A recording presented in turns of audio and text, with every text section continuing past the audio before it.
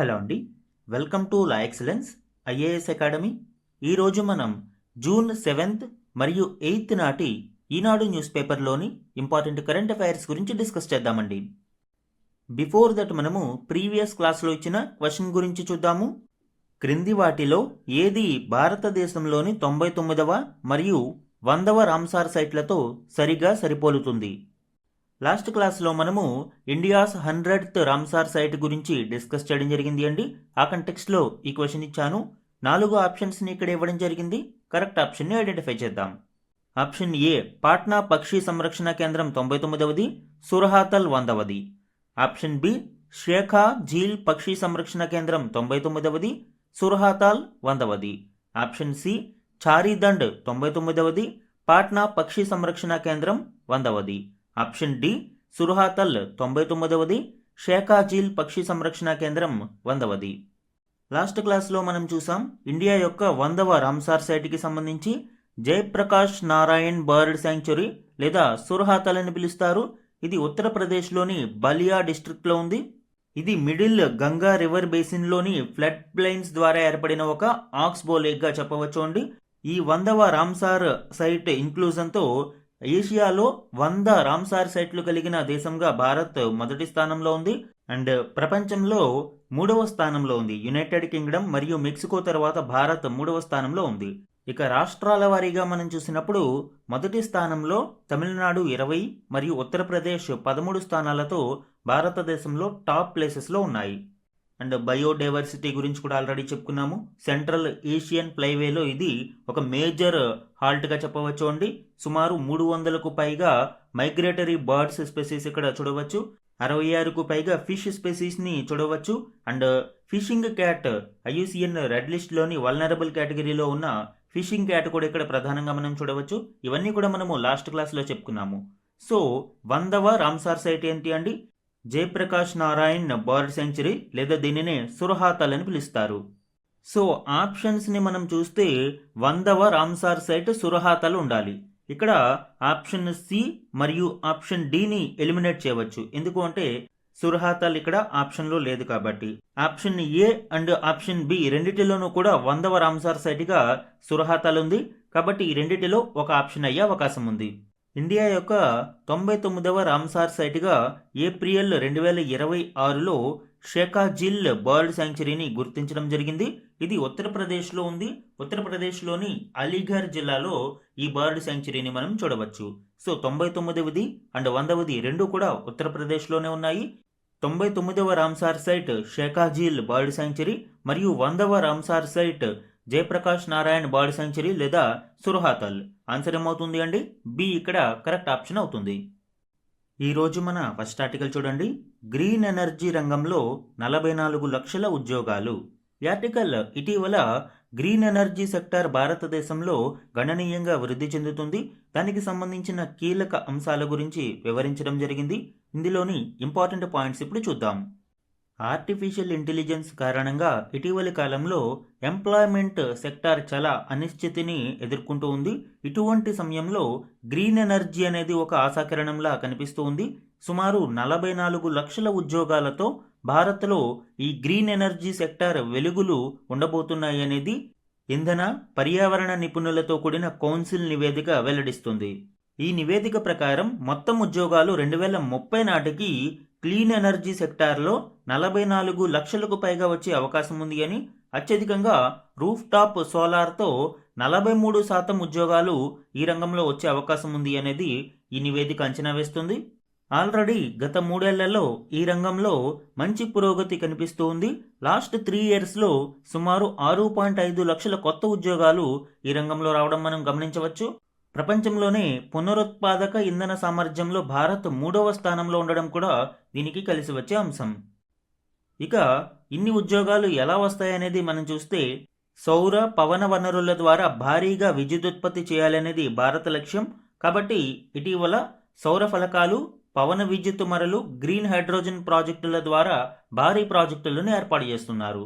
తద్వారా more employability అనేది భారతదేశంలో వచ్చే అవకాశం ఉంది అండి. ఎందుకంటే భవిష్యత్ అంతా కూడా ఇప్పుడు shifting from fossil fuels to clean energy. కాబట్టి ఈ శుద్ధ ఇంధన రంగంలో గ్రీన్ ఎనర్జీలో భారత యువతకు మంచి అవకాశాలు ఉంటాయి. సో స్థాపన, నిర్వహణ, విక్రయాలు, పాలన, ఇతర సేవల కోసం లక్షల మందికి ఉపాధి లభించే అవకాశం ఉంది. ఈ ఆర్టికల్ ఎందుకు మనము డిస్కస్ చేస్తున్నామంటే మెయిన్స్ ఆన్సర్ రైటింగ్లో కావచ్చు, ఎస్సీ కంటెక్స్ట్లో కావచ్చు, గ్రీన్ ఎనర్జీ సెక్టార్లో పాజిటివ్ యాంగిల్ మనకి మోర్ ఎంప్లాయ్మెంట్ జనరేషన్. సో దీనికి సంబంధించిన గణాంకాలని నేరుగా మనము ఎగ్జామ్స్లో ఉపయోగించుకోవచ్చు అండి. ఏ రంగంలో ఎంతవరకు మనకి అవకాశం ఉంటుంది, ఈ రంగంలో భవిష్యత్తులో ఎన్ని లక్షల ఉద్యోగాలు వచ్చే అవకాశం ఉంది, ఇవన్నీ కూడా ఈ గణాంకాలు చాలా చాలా ఇంపార్టెంట్ మనకి. ఎటువంటి ఉద్యోగాలు ఈ రంగంలో మనం చూడవచ్చు? సౌర ఫలకాల ఏర్పాటు, నిర్వహణ, మరమ్మతులు, ఎలక్ట్రికల్ టెక్నీషియన్స్, సైట్ సూపర్విజన్, గిడ్డంగులు రవాణా, మార్కెటింగ్ విక్రయాలు, అకౌంట్స్ అడ్మినిస్ట్రేషన్, ప్రాజెక్ట్ మేనేజ్మెంట్, రైతులకు సౌర పంపులు, గ్రామీణ ప్రాజెక్టులు ప్రధానంగా మనం చూడవచ్చు అండి. అయితే ఉమెన్ రిప్రజెంటేషన్ ఇందులో ఏ విధంగా ఉంటుంది, మహిళలకు ఉన్న అవకాశాలు ఏంటి అనేది చూస్తే ప్రస్తుతం మహిళల భాగస్వామ్యం ఈ రంగంలో తక్కువగా ఉంది. రూఫ్ టాప్ సోలార్ యూనిట్ల ద్వారా 15%, సౌర మాడ్యూళ్ల తయారీలో 13%, ఫ్లోటింగ్ సోలార్లో 12% మేర మహిళలు భాగస్వామ్యం ఉన్నారు. మానవ వనరులు, అకౌంటింగ్, సాంకేతిక రంగాలలో మహిళలను ప్రోత్సహించాల్సిన అవసరం ఉంది. అండ్ ఇదే కంటెక్స్ట్లో గ్రీన్ ఎనర్జీ సెక్టార్లో కరెంట్ స్టేటస్ మనం చూసినప్పుడు India third global in installed renewable energy capacity. ప్రస్తుతం నాన్ ఫాజిల్ పవర్ కెపాసిటీ అంటే శిలాజేతర ఇంధనాలు ఇంక్లూడింగ్ న్యూక్లియర్ పవర్ మనం చూసినప్పుడు సుమారు 52.5% ఇన్స్టాల్డ్ కెపాసిటీ మనం చూడవచ్చు అండి. Total non fossil installed capacity 283.46 గిగావాట్స్గా ప్రస్తుతం ఉంది. అలానే India is the world's second largest solar growth market. Present solar power installed capacity 155 గిగావాట్లుగా ఉంది. అండ్ గడిచిన 12 సంవత్సరాలలో 55 రెట్లు పెరిగి 155 గిగావాట్స్కు చేరుకుంది. వెరీ హ్యూజ్ జంప్ అనేది మనం ఇక్కడ చూడవచ్చు. ఇక విండ్ పవర్లో కూడా 56.09 గిగావాట్స్గా ఉంది. And record annual addition of 6.05 gigawatts in last year.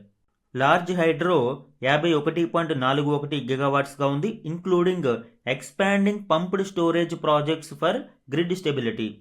ఇక బయోమాస్ అండ్ బయో ఎనర్జీ సుమారు 11.75 గిగావాట్స్ ఇన్స్టాల్డ్ కెపాసిటీగా ఉంది. స్మాల్ హైడ్రో పవర్ 5.17 గిగావాట్స్గా ఉంది. సో ఇవన్నీ కూడా రెన్యూవబుల్ ఎనర్జీస్గా మనం చెప్పవచ్చు. అయితే రెన్యూవబుల్ ఎనర్జీ కాదు, బట్ క్లీన్ ఎనర్జీగా న్యూక్లియర్ పవర్ని కన్సిడర్ చేయవచ్చు. As of now nuclear power 8.78 గిగావాట్స్గా ఉంది. 2047 నాటికి న్యూక్లియర్ పవర్ 100 గిగావాట్స్ లక్ష్యంగా భారతదేశం పెట్టుకుంది. ఇక్కడ గుర్తుపెట్టుకోవాల్సింది ఏంటి అంటే బయోమాస్ అండ్ బయో ఎనర్జీ అనేది రెన్యూవబుల్ ఎనర్జీ, బట్ కొన్ని సందర్భాలలో మాత్రమే ఇది clean energy depend upon it's processing. But majorly biomass and bio energy అనేవి క్లీన్ ఎనర్జీలోకి రావు. న్యూక్లియర్ ఎనర్జీ రెన్యూవబుల్ ఎనర్జీ కాదు, బట్ ఇది క్లీన్ ఎనర్జీగా మనం కన్సిడర్ చేయవచ్చు. సో ఇది గ్రీన్ ఎనర్జీకి సంబంధించి. అండ్ ఎగ్జామ్ పాయింట్ ఆఫ్ వ్యూలో గ్రీన్ ఎనర్జీలో ఉండే ఎంప్లాయ్మెంట్ ఆపర్చునిటీస్ గురించి ఈ ఆర్టికల్లోని గణాంకాలను మనము ఉపయోగించుకోవచ్చండి. మన నెక్స్ట్ ఆర్టికల్ చూడండి. చేపల వ్యర్థాల నుంచి జీవ ఎరువులు అభివృద్ధి చేసిన ఐసిఏఆర్ సిఐబిఏ.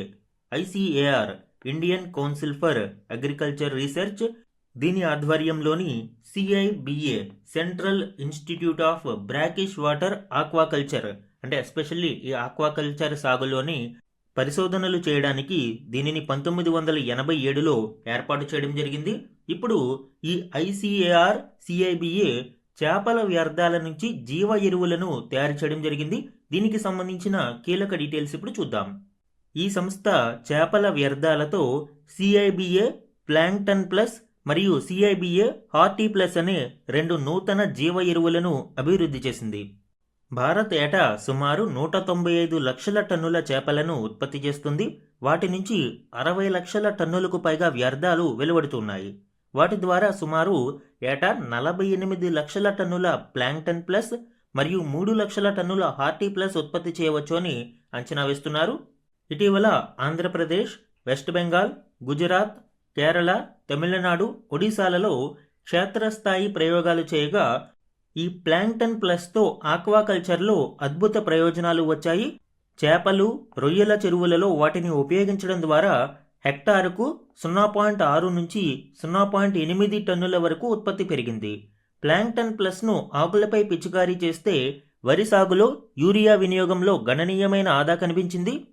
ఇక బీన్స్, పాలకూర, క్యాబేజ్, కాలీఫ్లవర్, బీట్రూట్ వంటి కాయగూరల పంటల్లో ఇది దిగుబడిని మెరుగుపరచడానికి సహాయపడింది.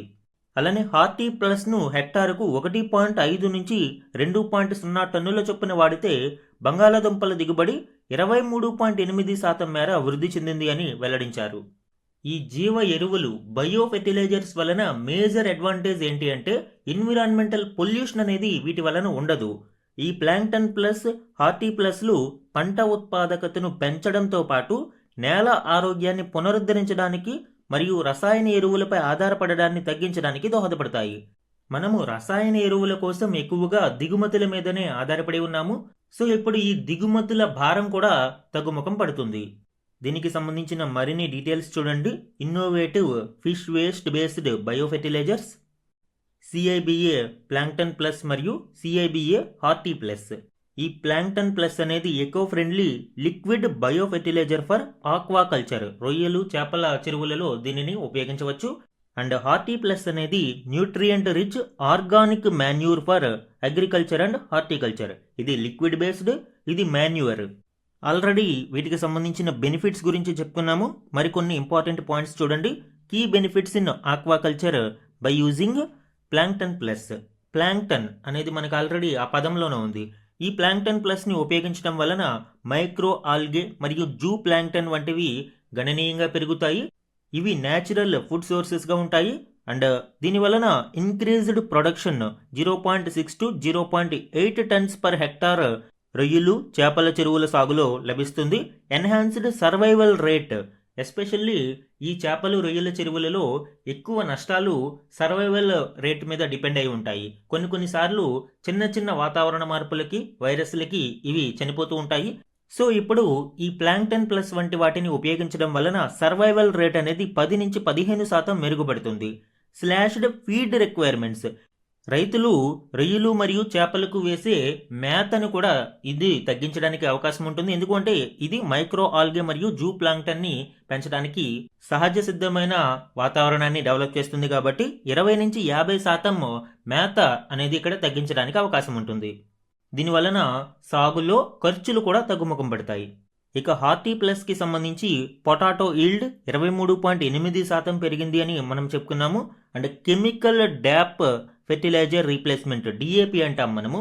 ఈ డిఏపి ఫెర్టిలైజర్ రీప్లేస్మెంట్కి ఇది సరిగ్గా సరిపోతుంది. రీప్లేస్డ్ 100 to 150 kg పర్ హెక్టార్గా మనం చూడవచ్చు. మొక్కలకు ఎసెన్షియల్ మైక్రో న్యూట్రియంట్స్ని అందించడానికి ఈ డై అమ్మోనియం ఫాస్ఫేట్ని రైతులు విరివిగా ఉపయోగిస్తారు. దీనివలన ఇక్కడ మొక్కలకి అవసరమైన పోషకాలు లభించినా కూడా ఎన్విరాన్మెంటల్ పొల్యూషన్కి ఇది కారణమవుతుంది. సో దీనిని ఇప్పుడు ఈ హార్టీ ప్లస్తో రీప్లేస్ చేస్తే ఇటు పొల్యూషన్ని తగ్గించవచ్చు, ఇటు మొక్కలకు అవసరమైన మైక్రో న్యూట్రియంట్స్ కూడా లభిస్తాయి. ఈ బయో ఫెర్టిలైజర్స్ వలన socio economic and environmental impact ఏ విధంగా ఉంటుంది? Waste management. ప్రతి ఏటా సుమారు 60 లక్షల టన్నుల ఫిష్ వేస్ట్ అనేది జనరేట్ అవుతుంది. దీనిని సైంటిఫిక్గా డిస్పోజల్ చేయడంలో ఈ పద్ధతులు సహాయపడతాయి. అలానే లైవ్లీహుడ్ జనరేషన్. ఈ టెక్నాలజీని మనము కోస్టల్ ఏరియాలలోని ఫిషర్ సెల్ఫ్ హెల్ప్ గ్రూప్స్కి కానీ, ఇక్కడ ఉండే ఎంటర్ప్రైనర్స్, లోకల్ ఫిషర్ మ్యాన్ ఎంటర్ప్రైనర్స్కి కానీ, ఎఫ్ఎఫ్పిఓస్కి కానీ అందించినప్పుడు అక్కడ లోకల్గానే ఎంప్లాయ్మెంట్ జనరేషన్ అనేది లభిస్తుంది. అండ్ గవర్నమెంట్ సపోర్ట్ మనం చూసినప్పుడు ఇంటిగ్రేటెడ్ ఇంటూ మహారాష్ట్రాస్ ముఖ్యమంత్రి మత్స్య సంపద యోజన 75% ఫైనాన్షియల్ అసిస్టెన్స్ అనేది మహారాష్ట్ర గవర్నమెంట్ ఇస్తుంది. అండ్ ఇది కానీ సక్సెస్ అయితే మిగిలిన రాష్ట్రాలు కూడా దీనిని ఫాలో అవుతాయి. ఇటు పర్యావరణ పరంగాను, అటు లైవ్లీహుడ్ జనరేషన్లోనూ ఇది సహాయపడుతుంది. సో ఇవి ఇటీవల సిఐబిఏ అభివృద్ధి చేసిన జీవ ఎరువులకి సంబంధించిన కీలక డీటెయిల్స్ అండి. ఎగ్జామ్లో వెరీ ఇంపార్టెంట్ టాపిక్. దీనికి సంబంధించిన కంప్లీట్ డీటెయిల్స్ ఒకసారి చూడండి. మన నెక్స్ట్ ఆర్టికల్ చూడండి. భారత్కు రష్యా ఏమివ్వాలో ఇతరులెవరూ నిర్దేశించలేరు, పుతిన్ స్పష్టీకరణ. ఈ ఆర్టికల్ భారతదేశం ఇంటర్నేషనల్ ప్రెజర్స్కు లొంగేది కాదు అని, భారతదేశం తన సోవరిన్ రైట్స్ను కాపాడుకుంటూనే ఉంటుంది అని, భారత్ మీద ఏ దేశమైనా ప్రెజర్ చేస్తే అది వాళ్ళకి తిరిగి బూమరాంగ్ అవుతుంది అని ఇటీవల పుతిన్ ఒక ఇంటర్వ్యూలో పేర్కొనడం మనం చూడవచ్చు. దీనికి సంబంధించిన ఇంపార్టెంట్ పాయింట్స్ ఇప్పుడు చూద్దాం. భారత్కు తాము ఏం సరఫరా చేయాలి, ఏం చేయకూడదనే విషయాన్ని ఇతరులెవరూ నిర్దేశించలేరు అని రష్యా అధ్యక్షుడు పుతిన్ స్పష్టం చేశారు. భారత్తో మా సహకారం రాజకీయ పరిస్థితులపై ఆధారపడదు. మా భాగస్వాములకు ఇచ్చిన హామీలను ఎప్పుడూ నిలబెట్టుకుంటాం. ముఖ్యంగా భారత్ లాంటి విశ్వసనీయ మిత్రదేశం విషయంలో మరింత నిబద్ధతతో వ్యవహరిస్తామని పుతిన్ అన్నారు. సెయింట్ పీటర్స్బర్గ్ అంతర్జాతీయ ఆర్థిక సదస్సు 2026లో ప్రసంగిస్తూ ఆయన ఈ వ్యాఖ్యలు చేయడం గమనార్హం. భారత్తో తమ అనుబంధం, ఇరు దేశాల మధ్య నెలకొన్న విశ్వాసం, పరస్పర గౌరవం, సుదీర్ఘ సహకారం భారత్ను ఆయన ఒక సోదర దేశంగా అభివర్ణించారు. అలానే ప్రధానమంత్రి నరేంద్ర మోదీ నాయకత్వంలో భారత్ ఒక సంపూర్ణ సార్వభౌమ దేశంగా తన జాతీయ ప్రయోజనాలకు అనుగుణంగా నిర్ణయాలు తీసుకుంటుంది అని కొనియాడారు. భారత్పై ఎలాంటి ఆంక్షల బెదిరింపులు చేసినా అవి బెడిసి కొడతాయని అన్నారు. పుతిన్ పరోక్షంగా అమెరికాకు ఈ హెచ్చరికలు జారీ చేయడం చూడవచ్చుండి. భారత్ సావరిన్ రైట్స్ని ఎప్పుడు కాపాడుకుంటుంది అని, అమెరికా రష్యా మీద ఆయిల్ ట్రేడ్ శాంక్షన్స్ని విధించిన భారతదేశం వాటిని లెక్క చేయకుండా సరఫరాను కొనసాగించింది అని పుతిన్ వ్యాఖ్యానించడం ఇక్కడ చూడవచ్చు. ఇది ఇండైరెక్ట్గా అమెరికాకు చేసిన హెచ్చరికగా భారత్ యొక్క సావర్ని రైట్స్ని కొనియాడుతూ పుతిన్ చేసిన ఈ వ్యాఖ్యలను చూడవచ్చు. అలానే హార్ముజ్ జలసంధిలో నెలకొన్న ఉద్రిక్త పరిస్థితులను ప్రస్తావించిన పుతిన్ ఈ పరిస్థితుల్లో భారత్, రష్యా కంపెనీలు పరస్పర సహకారం పెంచుకోవడం సరి అయిన నిర్ణయమని అభిప్రాయపడ్డారు. ఏషియా మార్కెట్లకు, ముఖ్యంగా భారత్కు సరఫరాలను పెంచేందుకు రష్యా కట్టుబడి ఉంది అని ఆయన పేర్కొన్నారు. మన నెక్స్ట్ ఆర్టికల్ చూడండి. భారత్లో కశ్మీర్ అంతర్భాగం, ఆ వాస్తవాన్ని పాక్ మార్చలేదు, ఐక్యరాజ్య సమితిలో స్పష్టం చేసిన భారత్. ఐక్యరాజ్య సమితి జనరల్ అసెంబ్లీ సమావేశాలలో జమ్మూ కశ్మీర్ అంశాన్ని ప్రస్తావించిన పాకిస్తాన్కు భారత్ గట్టి కౌంటర్ ఇచ్చింది. కశ్మీర్ భారత్లో అంతర్భాగమని, ఆ వాస్తవాన్ని పాక్ మార్చలేదు అని స్పష్టం చేసింది. భారత్కు చెందిన అంతర్గత వ్యవహారాన్ని అంతర్జాతీయ వేదికపై లేవనెత్తడం అనవసరమని, అబద్ధపు కథనాలు, పక్షపాతపూరిత ప్రచారాలకు ఐక్యరాజ్య సమితి వేదికలను ఉపయోగించవద్దని హెచ్చరించింది. మన నెక్స్ట్ ఆర్టికల్ చూడండి. బలోచ్ సంస్థలకు ఉగ్ర గుర్తింపుపై ఐక్యరాజ్య సమితిలో పాక్, చైనాలకు ఎదురు దెబ్బ, అడ్డుకున్న అమెరికా. ఇది ఇంటర్నేషనల్ రిలేషన్స్లో చాలా ఇంపార్టెంట్ ఒక అంశంగా చెప్పవచ్చండి. ఎందుకంటే ఇటీవల పాకిస్తాన్ మరియు అమెరికా మధ్య బైలేటరల్ రిలేషన్స్ పెరుగుతూ ఉండడం గమనించవచ్చు. అయితే ఇప్పుడు పాకిస్తాన్, చైనాలకు వ్యతిరేకంగా అమెరికా తన వీటోను ఉపయోగించి ఒక కీలక నిర్ణయం తీసుకుంది. అందులోని కీ పాయింట్స్ ఇప్పుడు చూద్దాం. ఈ మూవ్ భారతదేశానికి ఏ విధంగా లాభం అనేది కూడా ఇక్కడ మనము గమనించవచ్చండి. ఐక్యరాజ్య సమితిలో పాకిస్తాన్, చైనాలకు దౌత్యపరమైన ఎదురు దెబ్బ తగిలింది. బలూచిస్తాన్ లిబరేషన్ ఆర్మీ BLA మరియు మజీద్ బ్రిగేడ్లను ఉగ్రవాద సంస్థలుగా గుర్తించేలా భద్రతా మండలిని ఒప్పించేందుకు ఆ రెండు దేశాలు చేసిన ప్రయత్నాలను అమెరికా అడ్డుకుంది. పాకిస్తాన్లోని బలూచిస్తాన్కు చెందిన ఆ రెండు బలోచ్ సంస్థలకు అల్-ఖైదాతో కానీ, ఇస్లామిక్ స్టేట్ ఉగ్రవాద సంస్థతో గాని సంబంధాలున్నాయని తెలిపే సాక్ష్యాలు ఏవీ లేవు అని అమెరికా స్పష్టం చేసింది. అల్-ఖైదా, ఇస్లామిక్ స్టేట్లతో సంబంధాలున్న వారిపై మాత్రమే ఉగ్ర ముద్ర వేసి వారిపై ఆంక్షలు విధించే ఆనవాయితీని ఐక్యరాజ్య సమితి కొనసాగిస్తోంది. BLA మరియు మజీద్ బ్రిగేడ్లకు భారత్ సాయం అందిస్తుంది అని పాకిస్తాన్ ఆరోపిస్తుంది. ఒకవేళ ఈ రెండింటినీ ఐక్యరాజ్య సమితి ఉగ్ర సంస్థలుగా గుర్తిస్తే భారత్ను ఉగ్రవాదానికి మద్దతు తెలుపుతున్న దేశంగా ప్రచారం చేయవచ్చు అని పాకిస్తాన్ సైన్యాధిపతి అసీం మునీర్ ఎత్తుగడ. అయితే ఇప్పుడు దీనిని అమెరికా అడ్డుకోవడంతో ఆ ఎత్తుగడకు చెక్ పెట్టినట్టు అయింది. పహల్గామ్ ఉగ్రదాడి తర్వాత భారత్ నిర్వహించిన ఆపరేషన్ సింధూర్ నేపథ్యంలో బలోచ్ సంస్థలను ఐక్యరాజ్య సమితి ఉగ్ర సంస్థలుగా గుర్తించేలా చేసేందుకు పాకిస్తాన్ గట్టి ప్రయత్నం చేసింది. అయితే భారత్ ఈ విషయంలో ఫ్రాన్స్ మద్దతుతో అమెరికాపై ఒత్తిడి తెచ్చి పాక్, చైనాల ఎత్తుగడను తిప్పికొట్టింది. సో ఈ విధంగా దౌత్యపరంగా భారత్ మరొకసారి తన స్థాయిని చూపెట్టింది. ఇది పాకిస్తాన్ మరియు చైనాలకు చెక్ పెట్టడంగా చూడవచ్చు. ఈరోజు వన్ లైనర్ కరెంట్ అఫైర్స్ చూడండి. హార్వర్డ్ సౌత్ ఏషియన్ అసోసియేషన్ ఇటీవల 2026 సంవత్సరానికి Harvard south Asian person of the year పురస్కారాన్ని ఎవరికి ప్రదానం చేసింది? ఆన్సర్ సయానీ గుప్తా.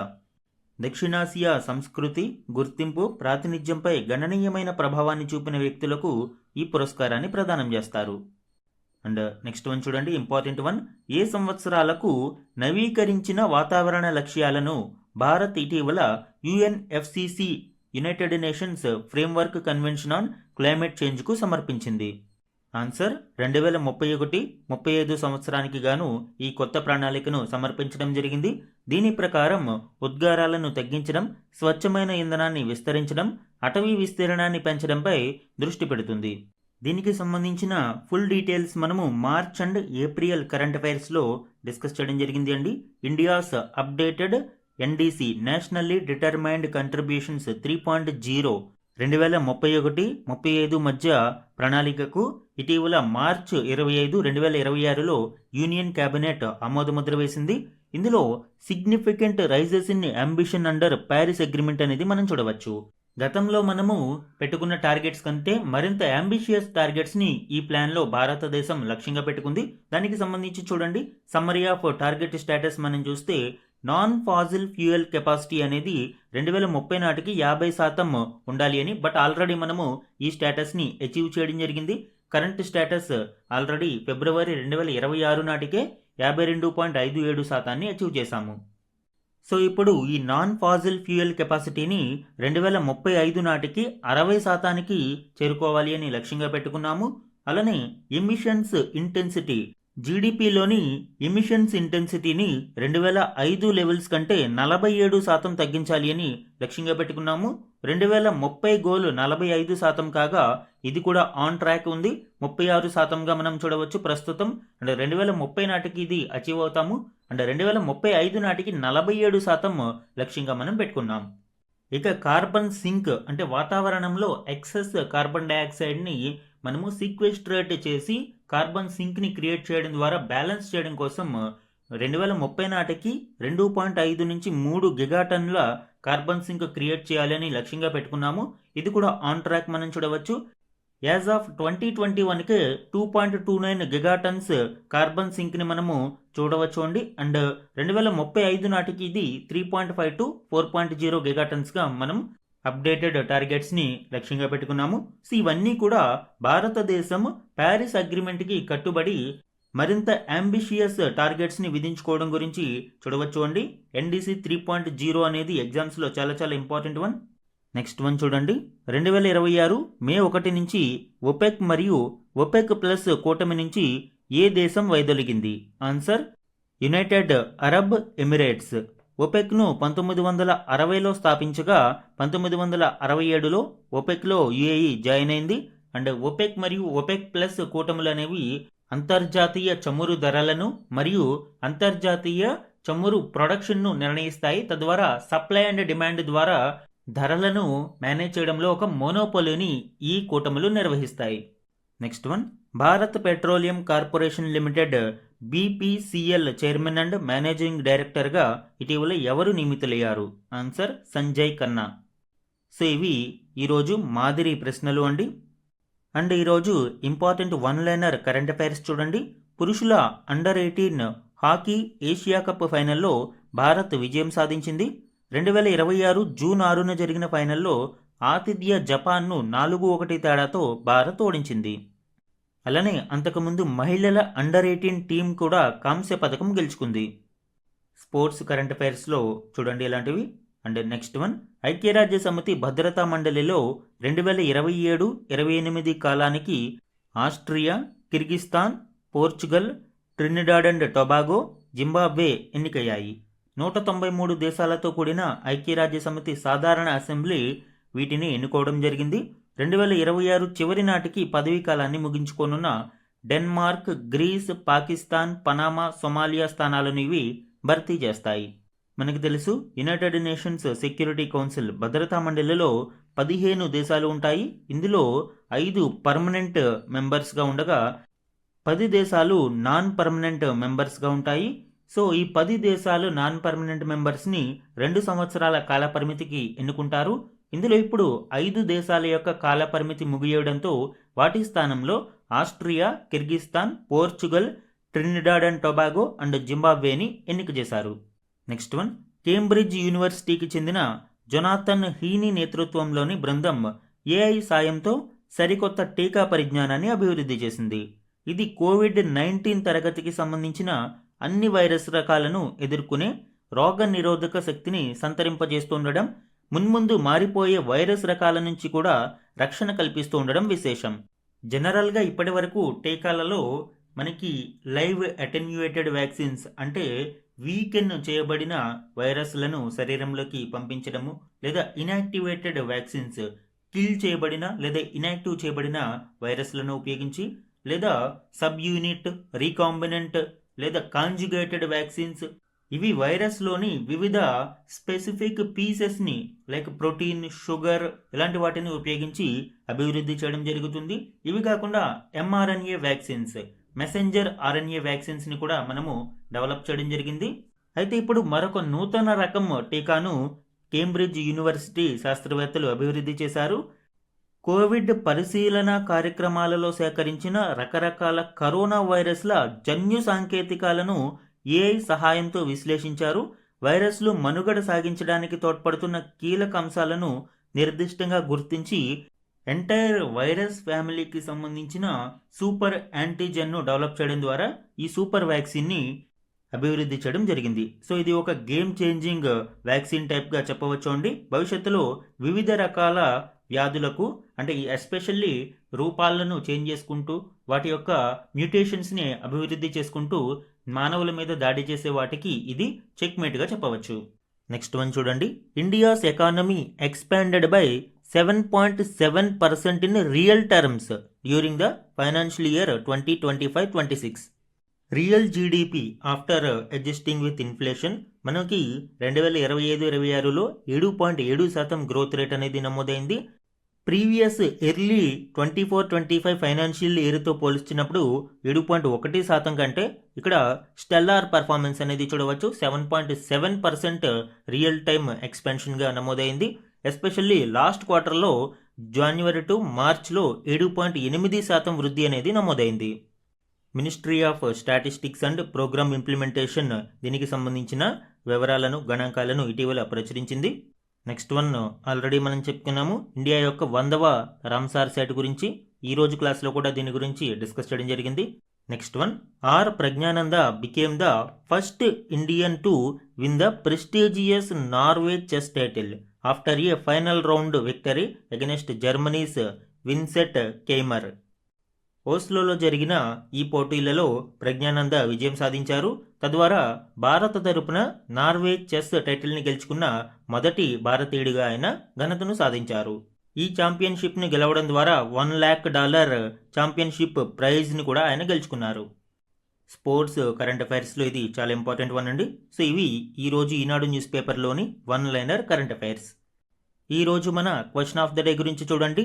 ఇటీవల వార్తలలో ఉన్న CIBA ప్లాంక్టన్ ప్లస్ మరియు CIBA హార్టీ ప్లస్ అనేవి దేనికి సంబంధించినవి? ఈరోజు క్లాస్లో వీటి గురించి డిస్కస్ చేయడం జరిగింది. ఆ కంటెక్స్ట్లో ఈ క్వశ్చన్ ఇచ్చాను అండి. 4 ఆప్షన్స్ని ఇక్కడ ఇవ్వడం జరిగింది. కరెక్ట్ ఆప్షన్ని ఐడెంటిఫై చేసి ఆన్సర్ని కమెంట్ సెక్షన్లో కమెంట్ చేయండి.